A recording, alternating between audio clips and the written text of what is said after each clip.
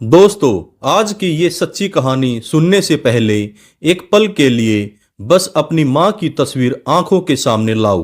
वो माँ जिसने आपको चलना सिखाया, बोलना सिखाया और हर मुसीबत में आपके सिर पर हाथ रखा। अब सोचो, अगर एक दिन वही माँ अकेली पड़ जाए और उसका बेटा जो दुश्मन के इलाके में जाकर पाकिस्तान की बंदूकों का मुंह बंद कर देता है, वो अपनी माँ को बचाने के लिए खुद रो रहा हो। 7 मई 2025, जम्मू कश्मीर की ऊंची बर्फीली चोटियां, चारों तरफ गोलीबारी, बारूद की गंध, आतंकियों की चीखें हवा में गूंज रही थी। ऑपरेशन सिंदूर शुरू हो चुका था। भारत पहली बार दुश्मन की सीमा के अंदर घुसकर आतंकियों के 9 ठिकाने उड़ा चुका था और इस ऑपरेशन के सबसे आगे था फौजी देवेंद्र सिंह राजावत। सीना 56 इंच का, इरादा पहाड़ जैसा और दिल में सिर्फ एक ख्वाहिश, देश के लिए जान दूंगा, लेकिन मुझसे पहले मेरी मां को मरने नहीं दूंगा। जहां बाकी सैनिक अपनी जान बचाने की लड़ाई लड़ रहे थे, देवेंद्र दुश्मनों को पछाड़ते हुए आगे बढ़ रहा था। उसके हाथों से पाकिस्तानी सैनिक गिर रहे थे। उसके नाम का डर आतंकियों के दिल में उतर चुका था। लेकिन दोस्तों, जब एक एक सेकंड में मौत सामने खड़ी हो, उस वक्त देवेंद्र के दिल में सिर्फ एक ही चीज चल रही थी, मां और मेरी नई नवेली पत्नी, जिससे देवेंद्र ने 6 महीने पहले शादी की थी। देवेंद्र को क्या पता था, जिस दिन वो जंग जीतकर मेडल लेकर घर पर लौटेगा, वही दिन उसके जीवन का सबसे काला दिन होगा। क्योंकि घर पहुंचकर उसने देखा, न मां मुस्कुरा रही थी, न पत्नी तिलक करने आई, न कोई फूल, न कोई तिरंगा, सिर्फ मां की रोती हुई आंखें और वो एक सच जो देवेंद्र जैसी चट्टान को भी अंदर तक चीर गया। एक सच्चा फौजी जो पाकिस्तान की गोलियों से नहीं डरा, लेकिन अपनी ही पत्नी और उसके जीजा की साजिश से डर गया। और आज वह हर दरवाजे पर जाकर एक ही बात कह रहा है, मुझे इंदौर का राजा रघुवंशी नहीं बनना, मैं बस अपनी माँ को बचाना चाहता हूँ।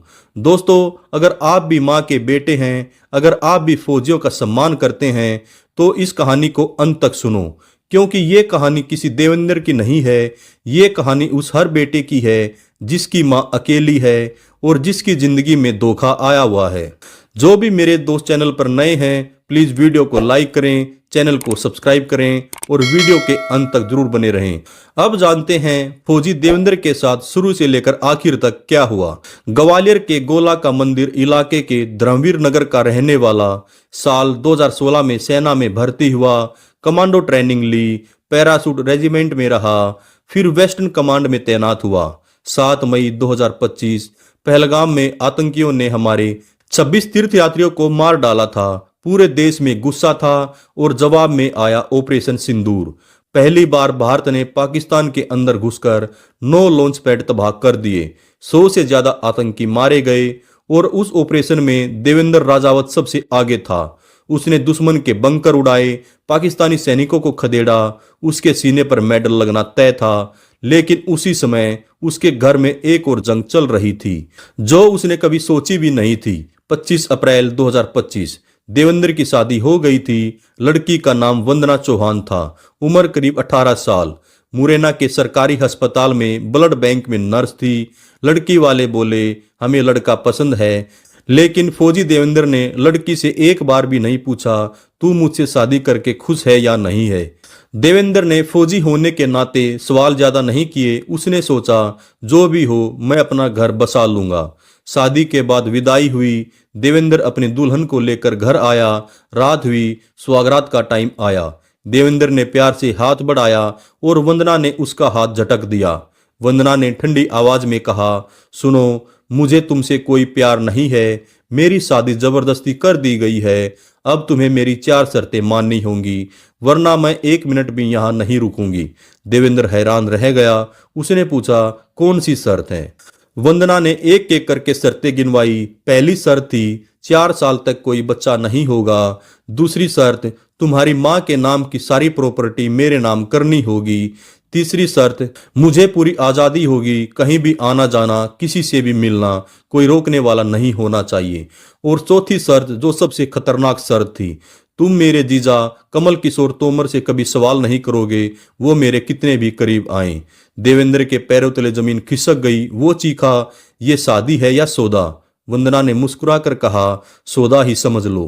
और फिर शादी के तीसरे दिन वंदना गायब हो गई, सिर्फ कपड़े और ज्वेलरी लेकर। देवेंद्र की मां रोने लगी। देवेंद्र ने फोन मिलाया, वंदना का फोन स्विच ऑफ था।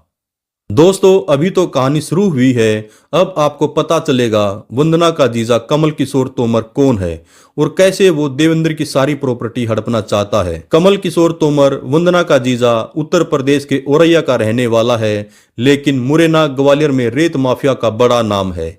शराब की अवैध सप्लाई, पुलिस वाले भी डरते थे। देवेंद्र को बाद में पता चला वंदना और कमल किशोर के बीच कई सालों से नाजायज संबंध है। सिर्फ शादी एक बहाना था ताकि देवेंद्र की प्रॉपर्टी पर कब्जा किया जाए। देवेंद्र के पास 2 मकान हैं, कुछ जमीन है, कुल मिलाकर 1 से 2 करोड़ रुपए की प्रॉपर्टी थी और कमल किशोर की नजर इसी पर थी। ऑपरेशन सिंदूर के बाद देवेंद्र को छुट्टी मिली। उसने वंदना को बहुत मनाया, कहा चलो नया जीवन शुरू करते हैं। वंदना आई, लेकिन सिर्फ 1 दिन रही। फिर कमल किशोर की गाड़ी आई, जो वंदना के जीजा हैं, और वंदना उसके साथ चली गई। उसी दौरान देवेंद्र की छोटी बहन अंजना ने जहर खा लिया। वो भाई की ये हालत देख न सकी, अस्पताल में दम तोड़ दिया। पूरे घर में मातम छा गया। अब शुरू हुई असली जंग। वंदना के जीजा कमल किशोर ने देवेंद्र फौजी के पास फोन किया, बोला 50 लाख रुपए वंदना के नाम कर दो, वरना तुम्हारी और तुम्हारी मां की लाश मिलेगी। एक दिन कमल किशोर ने 8 से 10 गुंडों के साथ घर पर हमला किया। देवेंद्र और उसकी बूढ़ी मां को पीटा। मां के सिर में चोट आई। देवेंद्र ने विरोध किया तो कहा, तेरी हिम्मत कैसे हुई हमारी औरत को घर लाने की? वंदना का भाई आगरा सदर थाने में दरोगा था, जो देवेंद्र फौजी का साला है। पुलिस में भी दबाव डलवाता था। देवेंद्र ने पुलिस को बताया, सर, मुझे इंदौर का राजा रघुवंशी बनने का शौक नहीं है। मैं सिविलियन था, इसलिए पत्नी की बातों में आ गया, लेकिन मैं फौजी हूं, मेरे पास सारे सबूत हैं, मुझे और मेरी मां को बचाओ। देवेंद्र ने जन सुनवाई में आवेदन किया। गोला का मंदिर थाने में केस दर्ज हुआ, लेकिन अभी तक कोई गिरफ्तारी नहीं हुई है। पुलिस कह रही है दोनों पक्षों को बुलाकर समझौता कराएंगे। देवेंद्र फौजी अकेला लड़ रहा है, उसे डर है ड्यूटी पर गया तो मां को मार देंगे। दोस्तों, ये कहानी खत्म नहीं हुई है, ये अभी चल रही है। एक फौजी जो देश के लिए गोली खाने को तैयार है, वो आज अपनी मां को बचाने के लिए रो रहा है। मैं सिर्फ आपसे एक बात कहना चाहता हूं, अगर आपकी जिंदगी में भी कोई धोखा हुआ है, अगर आपकी मां भी अकेली है, तो हिम्मत मत हारो। कानून है, देश है और सबसे ऊपर मां का आशीर्वाद है। देवेंद्र आज भी लड़ रहा है और मैं वादा करता हूं, जब तक ये केस खत्म नहीं होता, मैं आपको हर अपडेट दूंगा। अगर आपको ये कहानी छू गई, अगर आप देवेंद्र के लिए दुआ करते हैं, तो कमेंट में लिखो जय हिंद, मां सुरक्षित रहे। और हाँ, चैनल को सब्सक्राइब कर लो, क्योंकि मैं सच्ची कहानियां लाता हूं जो आपके दिल को छू जाए, जो आपको इंसानियत का मतलब समझाए। जय हिंद, भारत माता की जय, और मां हर मां सुरक्षित रहे। नमस्कार, धन्यवाद, जय हिंद, जय भारत।